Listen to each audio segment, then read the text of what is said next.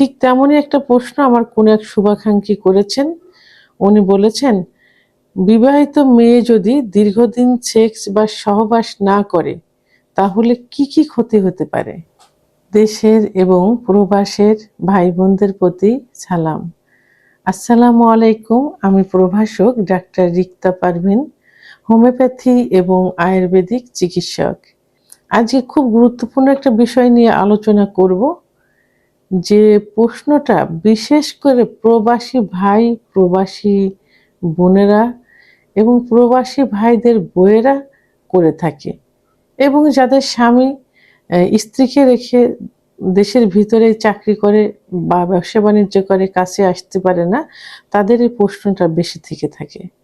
ধন্যবাদ আপু, সুন্দর একটা প্রশ্ন করার জন্য। আমার সব থেকে বেশি ভালো লাগে যে এখন অধিকাংশ নারী পুরুষ কিন্তু এই সেক্সুয়াল বিষয়ে কিন্তু অত্যন্ত সচেতন। আরো ভালো লাগে যে অনেক ধর্মপ্রিয় ভাই, যারা অনেকেই এই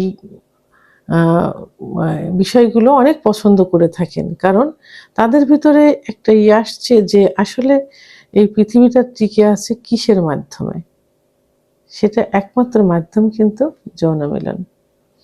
তো যাই হোক, এখন বিষয়টি হলো যে যদি একজন বিবাহিত মেয়ে দীর্ঘদিন সহবাস না করে তাহলে তার কিন্তু অনেক সমস্যা হতে পারে। অনেক। প্রথমেই বলবো যে শারীরিক এবং মানসিক স্বাস্থ্যের সঙ্গে কিন্তু যৌন মিলনের সম্পর্ক। শরীর অর্থাৎ মনের সঙ্গে যৌন মিলনের সম্পর্ক থাকে। তো এখন সেই শরীর মন যদি সেই যৌন মিলনকে সঠিক সময়ে সঠিকভাবে না পেয়ে থাকে তাহলে কিন্তু কখনোই সে সুস্থ থাকতে পারে না। আরেকটা কথা হলো যে দীর্ঘদিন যদি একজন স্ত্রী স্বামী সহবাস থেকে বঞ্চিত থাকে, অর্থাৎ স্বামী সঙ্গে সে শারীরিক যে কারণে স্বামীকে পছন্দ হচ্ছে না, অথবা তার সেক্সুয়াল একটা সমস্যা রয়ে গেছে, অথবা যে কারণেই হোক স্বামীকে সে সহবাস করতে দিচ্ছে না। যারা দূরে থাকে তো সেটা আলাদা বিষয়। যারা কাছে থেকেও স্বামীকে কিন্তু অনেকে বলে থাকে যে তারা আলাদা রুমে স্বামীকে রাখে, সে একা থাকে। কিছু কিছু মেয়ে আছে এরকম। তো সেক্ষেত্রে কিন্তু আপনার স্বামী কি হতে পারে? আপনার স্বামী কিন্তু পরকীয়ায় লিপ্ত হতে পারে, এবং এর জন্য কিন্তু আপনার সংসারটা ভেঙে যেতে পারে। এই জন্য একটা মেয়ের কাছে এর থেকে বড় ক্ষতি কিন্তু আর কিছু নেই। তাহলে কি হলো? আপনার স্বামীকে আপনি হারালেন। এরপরে যে সমস্যাগুলো হয় সেই সমস্যাগুলো হলো যে একটা মেয়ের যখন দীর্ঘদিন সহবাস থেকে বঞ্চিত থাকবে, অর্থাৎ বিবাহিত মেয়ে, তার যোনিপথের মধ্যে বার্ধেলিং নামক একটা গ্রন্থি থাকে, যেখান থেকে কিছু পিচ্ছিল পদার্থ বের হয়, যার কারণে জায়গাটাকে পিচ্ছিল করে থাকে। তো এটা যদি কমে যায়, এটা দীর্ঘদিন সহবাস না করলে এটা কিন্তু কমে যায়, যার কারণে কিন্তু যৌন অক্ষমতা চলে আসে। এবং সহবাস না করার কারণে ইস্ট্রোজেন হরমোন কমে যায়, আর ইস্ট্রোজেন হরমোন কমে গেলে সেক্সের চাহিদা কমে যাবে, এবং ত্বকের লাবণ্যতা নষ্ট হয়ে যাবে, মাথার চুল পড়ে যাবে। কোলাজেন নামক একটা উপাদান আছে, সেই কোলাজেন উপাদানের উৎপাদন কমে যায়, যার কারণে বয়সের ছাপ পড়ে যায়, শরীরে বয়সের ছাপ পড়ে যায়। এটা সহবাস দীর্ঘদিন বন্ধ রাখলে এটা হয়। দীর্ঘদিন সহবাস বন্ধ রাখার কারণে মাসিক যে চক্র থাকে, প্রতি মাসে মাসে যে পিরিয়ড হয় মহিলাদের, 28 দিন পর পর, কারো 30 দিন পর পর, কারো 35 দিন পর পর হয়, এই মাসিক অনিয়মিত হয়ে যায়। অনেক সময় দেখা যায় যে 2-3 মাস বন্ধ থাকে, আবার অনেক সময় দেখা যায় মাসিক ক্লিয়ার হয় না, পরিমাণে একেবারেই কম হয়। মাসিকের কালারটার অনেক পরিবর্তন দেখা যায়, কালারটা ঠিক মতো আসে না। এটা দীর্ঘদিন সহবাস বন্ধ রাখলে এটা হয়।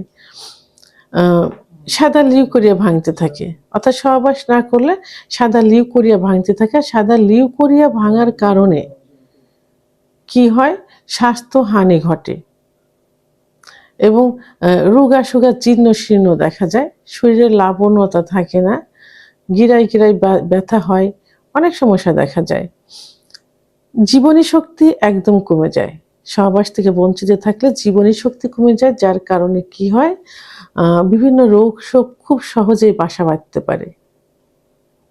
সহবাস করার কারণে ব্রেন থেকে এক ধরনের হরমোন নিঃসৃত হয়, যে হরমোন নিঃসৃত হওয়ার কারণে ঘুমটা, রাতের ঘুমটা বা দিনের ঘুমটা অনেক ভালো হয়।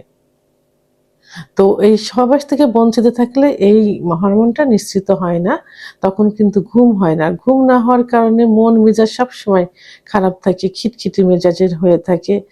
শরীরের পেশিগুলো, মাংস পেশিগুলো ব্যথা হয়ে থাকে, আড়ষ্ট হয়ে যায়, গিরায় গিরায় ব্যথা হয়, অর্থাৎ ব্লাড সার্কুলেশনটা কমে যায়। কারণ সহবাস কিন্তু বড় ধরনের একটা এক্সারসাইজ। সেহেতু একটা বিবাহিত মেয়ে দীর্ঘদিন সহবাস না করলে তার পুরো লাইফটাই কিন্তু শেষ হয়ে যায়। এবং সবচেয়ে বড় যে একটা সমস্যা দেখা যায় সেটা হলো মহিলাদের যে জরায়ুতে ক্যান্সার, সার্ভিসাইটিস, জরায়ুর যে ক্যান্সারগুলো হয়, যদি সহবাস থেকে দীর্ঘদিন একজন বিবাহিত মহিলা বঞ্চিত থাকে, তাহলে এই ক্যান্সার কিন্তু খুব সহজেই বাসা বাঁধতে পারে। তো এই জন্য একজন বিবাহিত মহিলা মানে দীর্ঘদিন সহবাস থেকে বঞ্চিত থাকবেন না বা থাকা যাবে না। আপনারা সেভাবেই নিজের জীবনটা গড়ার চেষ্টা করবেন। অবশ্য স্বামীর সঙ্গে অ্যাডজাস্টমেন্ট করেই এটা করতে হবে। হ্যাঁ, তো অনেকে বলে থাকেন যে আমরা দেশের বাইরে আছি, আমরা কিভাবে এটা করব। তো আসলে চেষ্টা করতে হবে। অনেকেই কিন্তু দেশের বাইরে এখন তার ওয়াইফদেরও নিয়ে যাচ্ছে এবং বছরে বছরে কিন্তু অনেকেও আসছে। তো সেদিকে চেষ্টা করে যারা দেশের ভিতরেই থাকেন, নিয়মিত ওয়াইফের কাছে আসার চেষ্টা করবেন, ওয়াইফকে আপনার কাছে নিয়ে যাবেন, তাহলে এই বড় ধরনের ক্ষতির সম্মুখীন কিন্তু হতে হবে না। ভিডিওটি সম্পর্কে যদি কোনো মতামত থেকে থাকে অবশ্যই কমেন্টসের মাধ্যমে জানাবেন। আর ভিডিওটি ভালো লাগলে লাইক, কমেন্ট, সাবস্ক্রাইব করে আমার সঙ্গে থাকুন। আল্লাহ হাফেজ।